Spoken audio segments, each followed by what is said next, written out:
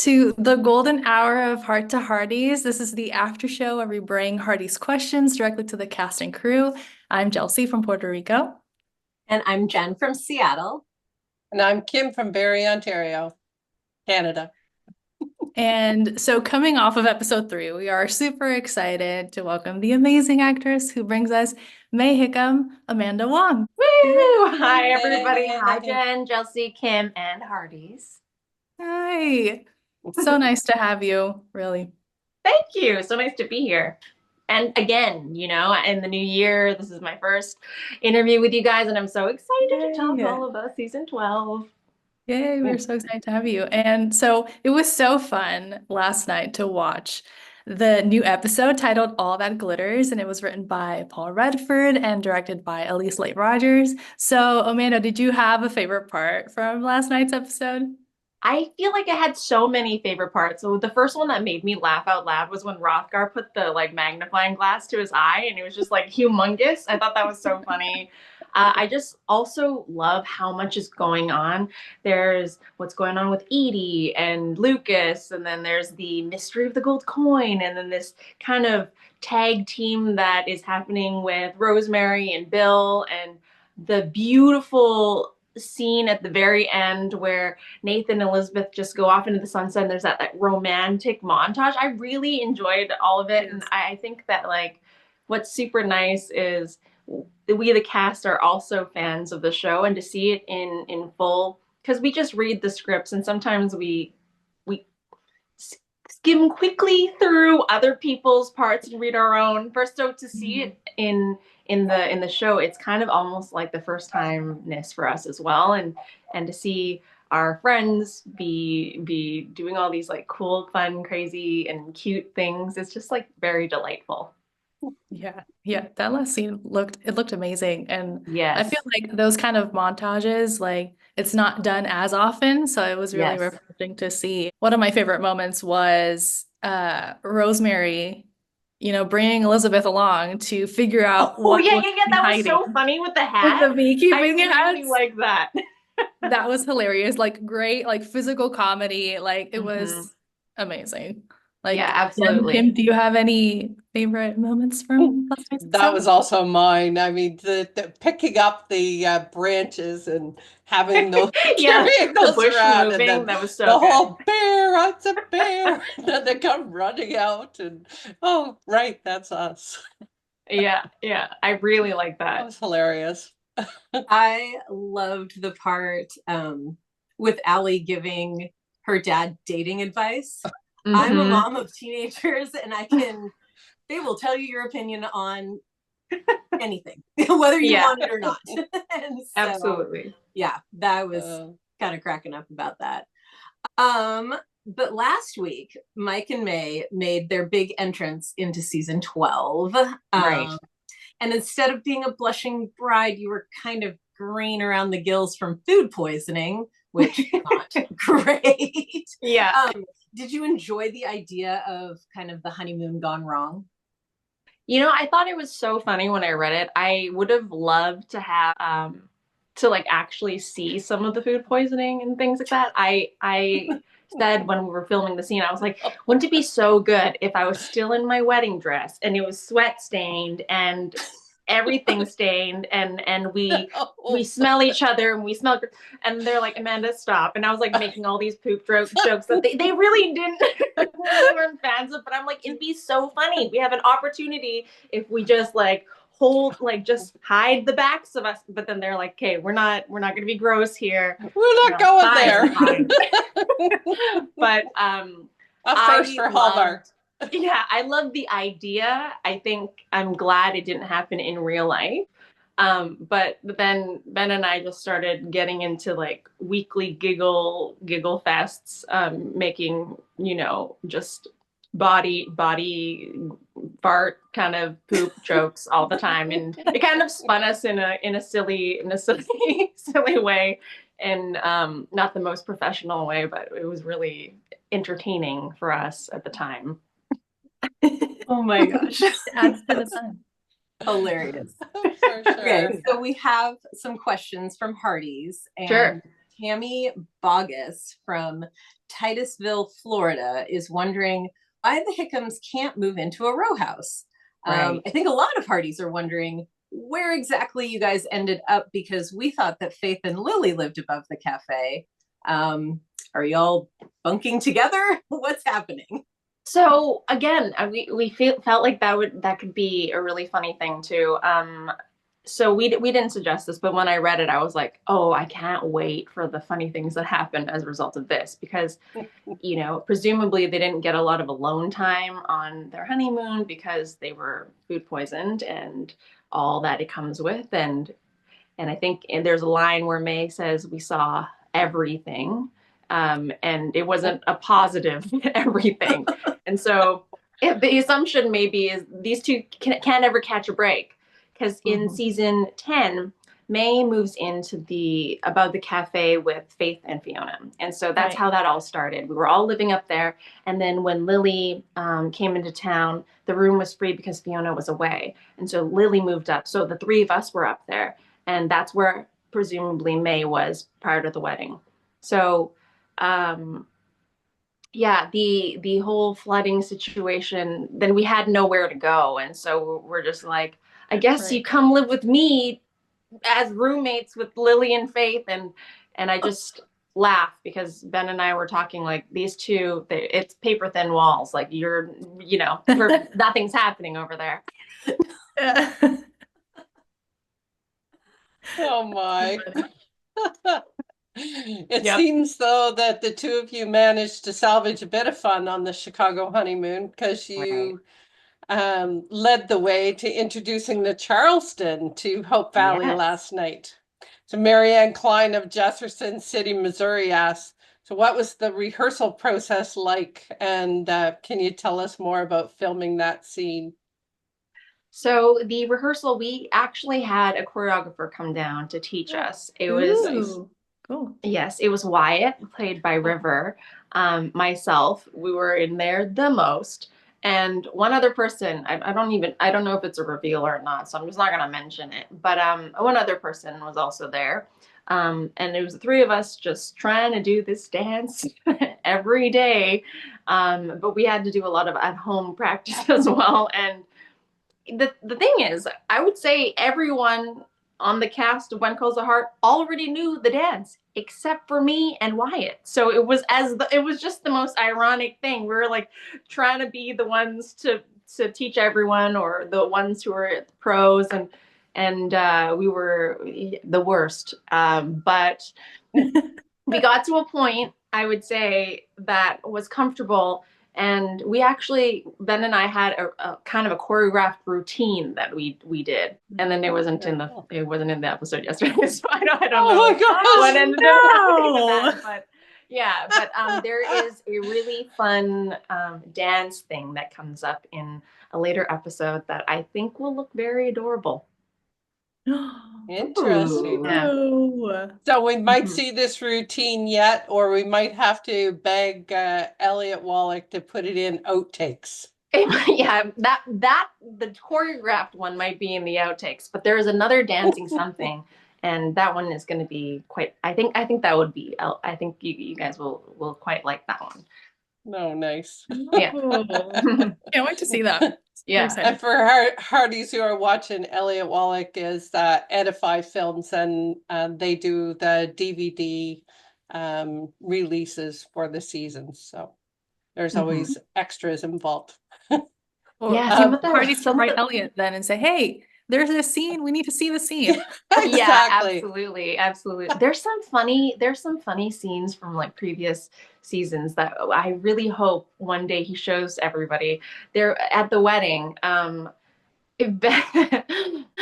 and I, we closed our eyes at the same time and we missed in the kiss. And so so there's actually the first take of it. He actually has lipstick that's like off of his face.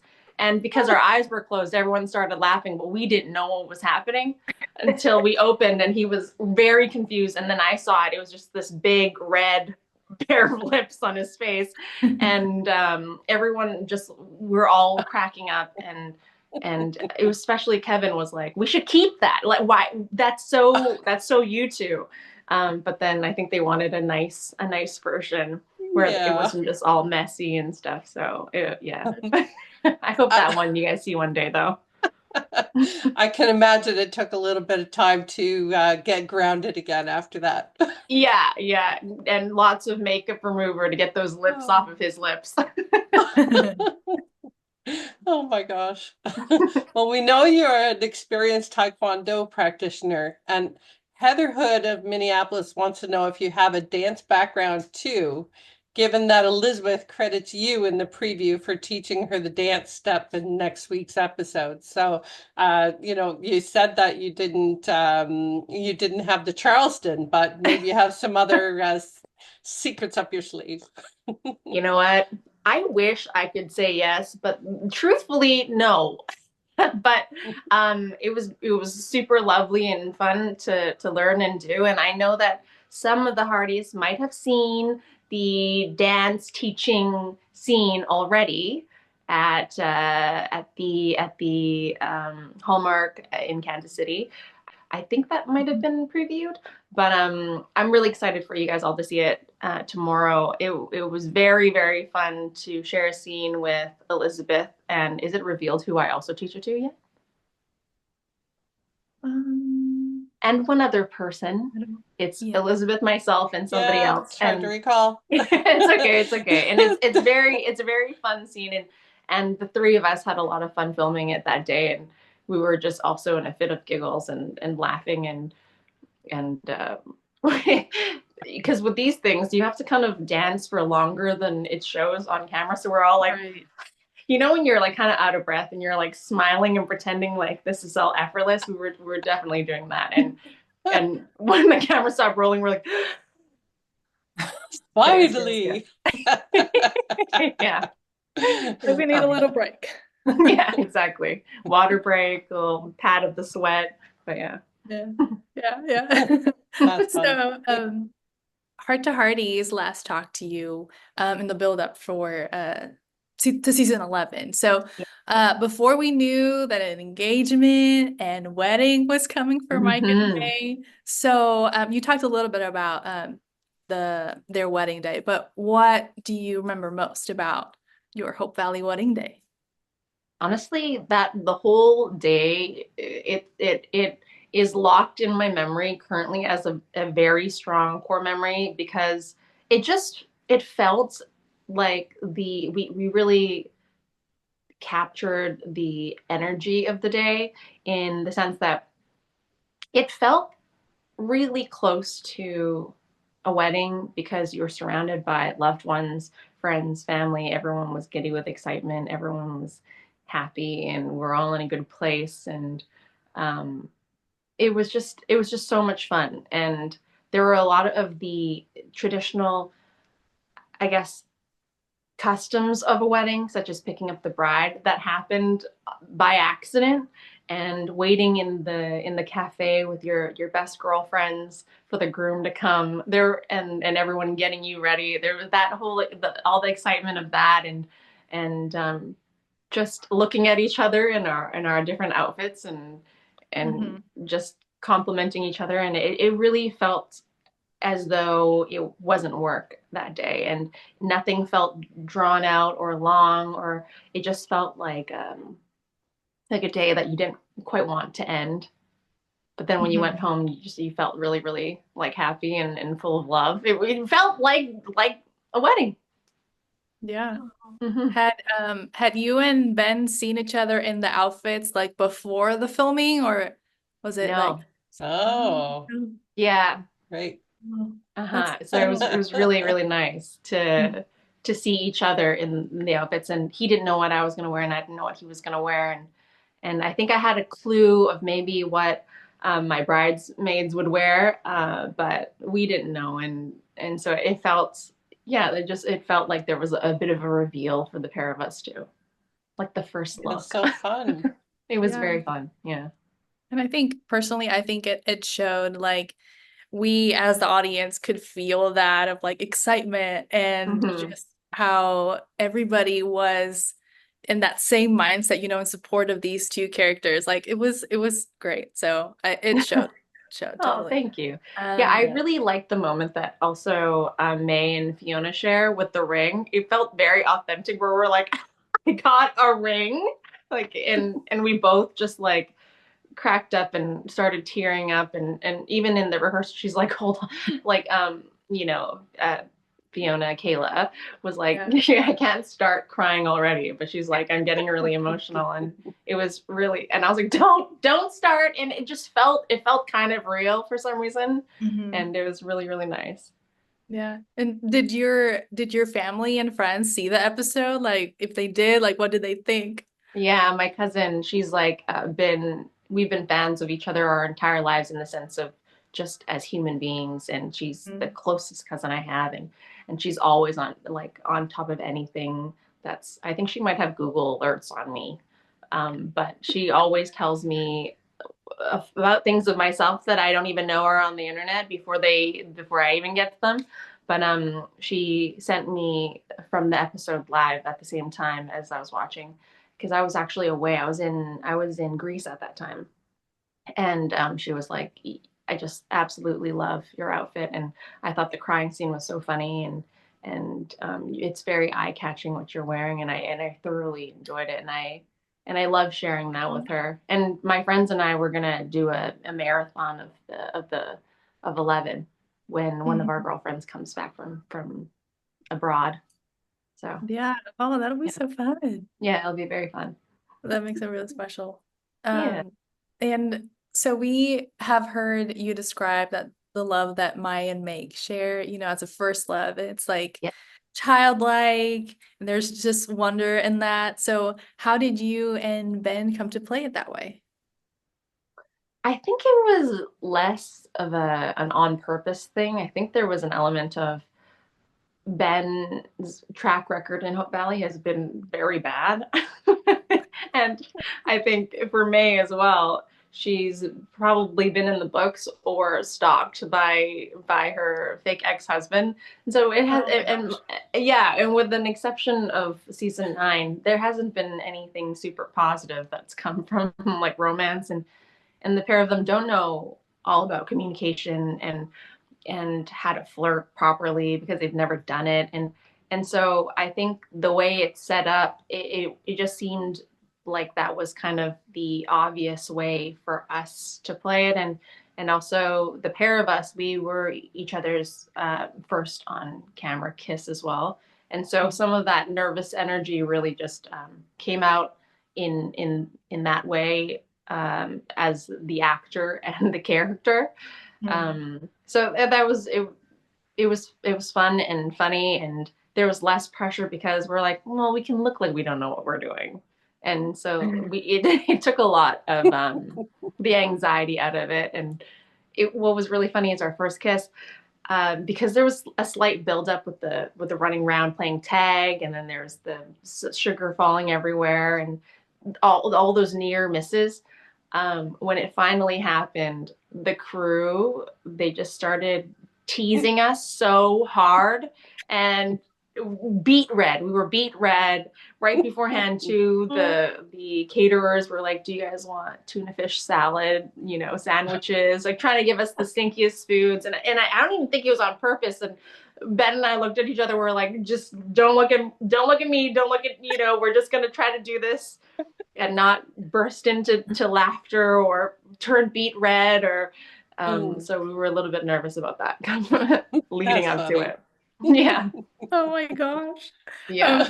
It's like they the simple pleasures is what like bring joy to them. Like the simple things. Like even Mhm. the mention of playing like tag Yeah. season, and when their date gets interrupted by when the kids come by, and Yeah. That was such um a funny scene. yeah, yeah. And so does it teach you anything, playing life and romance this way? Yeah, I think so. I think that May and Mike's romance has really informed Amanda in life, I would say. I think that scenes like that, I think when it was scripted, Ben and I looked at each other and we were like, all the adults are having a conversation and we're just frolicking in the fields. And at first we thought it was kind of silly, but then we just kept on doing that run over and over again, and it became just, it was less a thing where we looked outside in. It was more kind of just like a thing we were doing, and it became funny every time because he was like, run, run, run, run, run, like to get off camera so we didn't have to keep running in the background and like getting tired.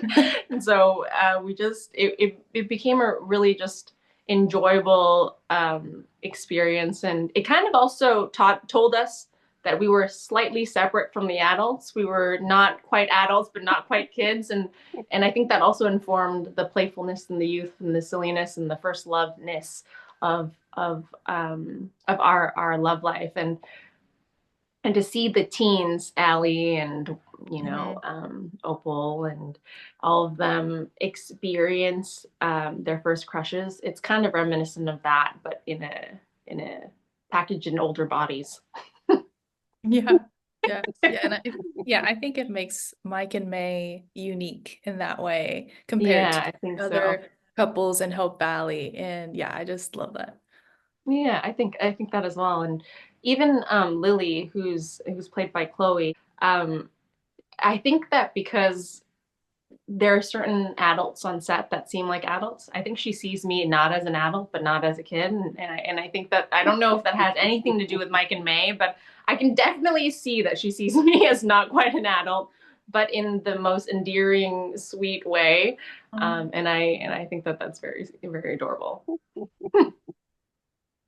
Well, switching gears a little bit, we've had some grumbles from the fans over the last few seasons that May's character has changed a little bit from when she was first introduced, which it's been a minute since you've been in Hope Valley. Things change. Does the way that her character has emerged and evolved over the seasons make sense to you? I think that I understand where everyone is coming with that, and I totally see that May coming in initially on a horse and strong and mysterious and quite put together is quite different from the silly and panicked version and the more zany version that we see now. And the only way that I could think of it is when she first came into town, I think she was presentational and she wanted to put her best foot forward, and she was worried about being sent home either by her ex-husband who wanted to deport her back to or send her back to Chicago, and also by Ned Yost potentially taking the job away from her and giving it back to him. And I think that she had a lot to prove, and I think there was also maybe a standoffishness about her, that she was very protective and she didn't want to maybe show her all the flaws in herself to people who were strangers and who might potentially leave her and abandon her. And so I think that the reason why that version of her is so strong and so impenetrable might be because of that. And it wasn't until Fiona befriended her in season 10 and the relationships between Fiona, Faith, and May developed that gave her the freedom, especially that conversation that they had in the cafe with the sodas, to be her true self. And they had that other conversation about how, like, well, what if I'm not Asian enough, or I'm not enough in XYZ way? And she was like, you are fully accepted here and you belong here, and that's that. And I think that acceptance is probably what drew out more of the silliness that started to progress. And I even think about that in terms of Amanda as the character. In the beginning, when I first came into set, I had an idea of what it was like to be on the show. And I think that I was also trying to be professional and the best version of me and show up to work. And I only really spent time with Kevin, as May only spent time with Nathan, and she didn't really get to know everybody else in the same capacity. And it wasn't until season 10 that I started spending a lot more time with Andrea in the infirmary and a lot more time with Kayla, and that and a lot more time with Ben as well, that a lot of the I guess the things about me that are more silly or maybe quirky really started to come out. And I also think that with Mei and Ben's relation, or Mei and Mike's relationship, the fact that he's also unapologetically himself allows her to be that. Yeah. And Mm-hmm. and I think that while he's always been kind of youthful in his demeanor, he sometimes really comes across very protective and masculine with Mei, and he takes care of her problems in a way that she when she was panicking that she had too much to do, then he was like, I'll do this, you go eat, you need to go eat, you need to take care of yourself. And so there's for the first time an opportunity for Mei to lean on somebody else. And I think that's when some of the different parts of us really start to come to light. Yeah. I love it. It's that, you know, the people of Hope Valley have just earned your trust and let you be who you really are. Yeah, I think it's Made an fantastic. impact. Yeah, And there's been growth absolutely. I too. think so. So Yeah, that's right. Unapologetically you. It's good. Okay. Crystal Whitley Smith of Concord, North Carolina, is wondering if there might be any natural resources that Mei could mine for her potions in Goldie's National Park. That would be really cool. You know, back in the day, there were a lot of like cure-alls that the pharmacists would make, and so I would love if that were the case. We could do, you know, different things. And in season 9, there was somebody who came in the Valentine's Day episode who wanted a love potion, and it would just be super fun to like mix chemistry with some magic, like the idea of magic, and just get dirty. So that would be a really fun storyline if that were possible. And also, I think that there's a lot of really healthy bacteria in soil. So maybe if we were to find some sort of thing for, I don't know, like aspirin or something, that'd be really cool. Like aspirin came from Hope Valley or something. Yeah, that would be a lovely storyline. I think that she should work in the writer's room and start pitching that. There you go. I agree. Yeah. The Hearties can be a lot like that persistent aunt you always get sat next to at Thanksgiving too. Tina Davenport of San Diego and Susan Stein of Albany, Oregon, and also Margaret Ferreira Gonzalez Wow. of Braintree, Massachusetts, all had the same idea. They want to know if and when the Hickams might have children. Oh man. The two of them just seem so youthful at the moment that There you go. yeah, that I don't know. I don't know when that would happen, but I think it would be really funny to see them interact with the children, like the young ones, and try their hand at taking care.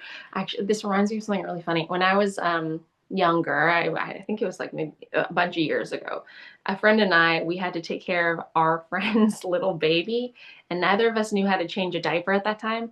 And so the baby had pooped in their diaper, and so we had taken it out, but then we didn't know what to do to like, so we're wiping and then we're trying to wash, and then so we thought we should put the baby into the sink, and then they were still wearing their onesie, and the onesie got all wet, and the baby started yelling, and then we're just like, okay, let's just get this kid dry. And so we put the diaper on probably poorly and it wasn't strapped on, and then when we gave the baby back to the dad was like, why is my child completely soaked?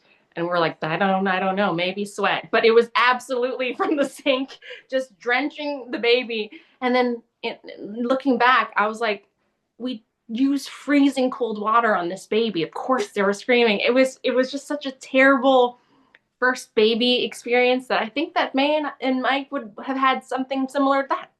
Is how I imagine that going for them. And Mike's the youngest of the 8 or 6 so children, so isn't many he? sisters. Yeah. Yeah, So he wouldn't have had that practiced. experience at home either. Yeah, Exactly. And as the only boy too, probably wouldn't have gone to him. Yeah. Even if he was an older brother of some sort, but he wasn't. Yeah, he was definitely the youngest. I see some funny moments in the future. Yeah. Maybe Mike and May need to spend some time in the daycare at Hope Valley. There you go. Hey, that Another job. might be something that was proposed at some point. Oh, Yeah. interesting. So Sarah Ann of Baltimore, Maryland wants to know what you enjoyed most about season 12. And, maybe you can't tell us yet, but you could, hint around it. Ooh, okay. Season 12, what I enjoyed the most. I think that what's really cool is that so much goes on in season 12. And I think it's exciting throughout. I think that there is I'm trying to see how to phrase this. There's something that Mike and May go to get from somewhere else that's very important. Mm. Mm-hmm. Okay. Yeah. Very cool. Look out for that. Very, very important. Okay. Yeah. Okay. So a little Hearties. field trip. Yeah. Okay. Gotta be on the lookout for that. Yeah. All right. Thank you for that.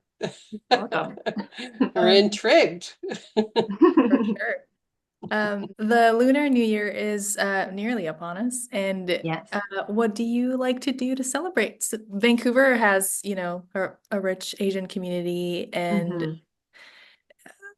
what do you like to do? Yeah, what are our cultures and customs? Okay, so my family and I literally talked about this yesterday. We have 3 dinners in a row. We have the New Year's Eve dinner, the New Year's Day dinner, and then the day after dinner. So what we do is the night before, which is the 28th, you have to clean the house tip to top, like tip to tail. Sorry, I was like tip to top. That's the same thing. Tip to tail, everything is cleaned so that you enter the new year fresh. That's the idea. Okay. We will swap the toothbrush, do the towel. So y'all can do it as well, and change the clean, wash the bedding. We also, what else do we do? We have specific foods that we eat the night before. So shrimps or prawns are one of them, because the Chinese word for that is ha. And so if you eat some of them, then you're laughing into the new year. Ha ha. So that's one of them. We have like sometimes we do spring rolls because it looks like gold ingots. So it was like it's wealth and prosperity into the new year.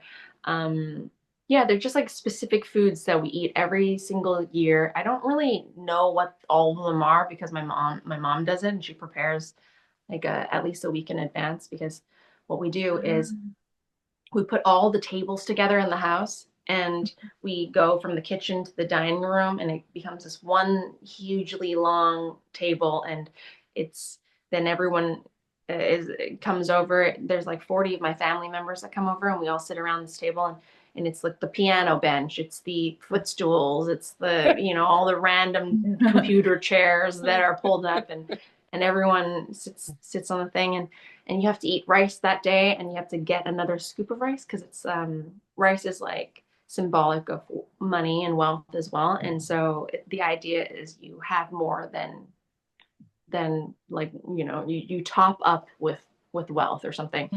Very cool. Yeah, and then on the day of, we usually go just vegetarian on the day. And then the next day is called the year opening meal. And so the one that's mandatory is the togetherness meal the day before. And then the other 2 are highly encouraged, but not mandatory. Yeah. That is so cool. Thank you for sharing that. Yeah, of course. It's really cool to learn about, different like cultures and customs of what they Right. do. And that was super cool. Thank you for Yeah, sharing. we also do another thing. We it's not that common in all households, but in ours we're quite traditional, and we the day of, and I think a few days after, but on the day of we go calling, like so we'll go to my grandmother's house and to my mom's and my aunts and uncles and stuff, and then you you pour a cup of tea, and then you tell them all that you hope for them for the new year. So we hope that you have like this. There's one that's really popular saying it's having the strength of a dragon and a horse. Like the vitality of a dragon and a horse, and like Monty Yi is 10,000 wishes becomes reality. So there are a bunch of like four character sayings that we will just like say, and then we'll start to like ad lib and then like riff off of something that's the other person wants. We'll say all these things that we hope for them for the new year, and then we give them tea, and then then they're like, okay, I'm gonna drink the tea in and absorb all of your well wishes for me. And then you give them, there's like a tray full of different things. So there's like gold chocolate coins, there's like different seeds, there's different candies, and then you take it, and the idea and the person who's received the tea then takes the sweetness to have it settle into the body, and then they give you money. Nice. Yeah. That's great. And not just the chocolate kind. Exactly. They like tell you, they're like, well, this is what I hope for you for this year, and here's some money. And you're like, okay, great. And you take the money, and my mom says that we have to put it under our pillow. Weird tooth fairy thing. I'm just kidding. I don't know why we do it, but we have to put under our pillow for like I think like a week or something. And then the idea is if you can keep that under your pillow for a week, then you'll have money in your wallet for the rest of the year. And my mom also gives us a specific one where we put it in our wallet, like symbolically. Then we literally always have money in our wallet, but we can't use that one. You just have to keep it in there. It's the emergency 20. Yeah, Just, exactly. Yeah. Yeah. I don't know what all of it is, but I'm just like, okay, I will do. Oh, and no cleaning on the first of the year. You cannot clean, because then you'll wash away your luck for the rest of the year. So clean the night before, and if it's super dirty on the 29th, just leave it till the 30th. Okay. Okay. All right. Okay. Very cool. Now we're all going to be wealthy and prosperous and healthy in the new year. So that'll be great. There we go. That's awesome. Love that. Love that. Yes. So now we are going to move to the section where we play Heartieship. So it's our version of the Battleship, where the Hearties present their guesses about what's to come in season 12, and you can respond with one of three answers: hit, miss, or classified. And we strongly discourage excessive use of classified, okay, Amanda? So are you ready? I'm ready. Okay. So in season 12, Ned and Flo insist on naming Yost Pond now that Goldie has her own hiking trail.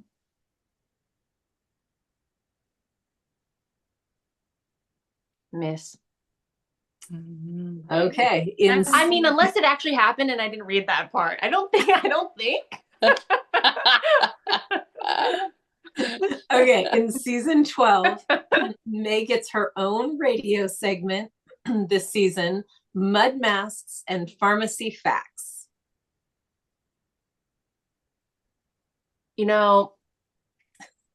See, here's the caveat on this one. It's a miss. However, I did tell the writers I would love to do a radio show one day.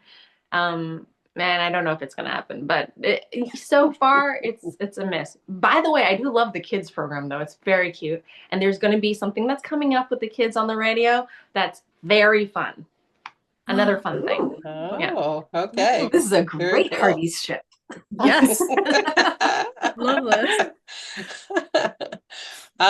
Charleston fever hits Hope Valley, and residents dance their way through the rest of the season.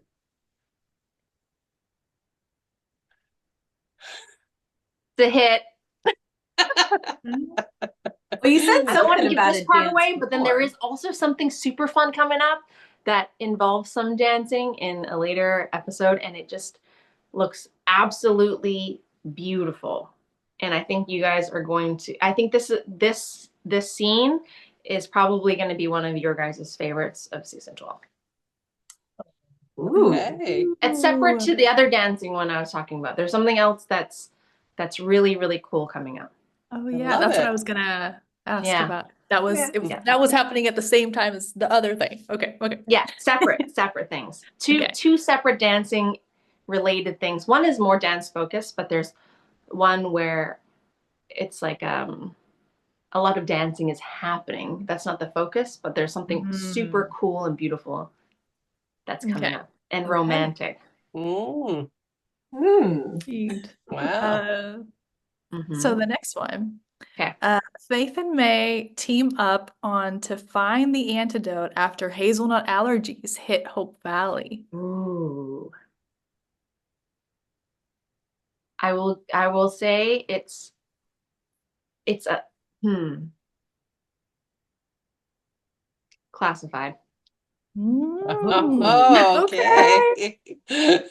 It's not an allergy. Hmm. Say that. Oh. Okay. Oh. All right. So in season 12, May becomes displeased with Mike's new hire, Earl Wyatt, at the saloon.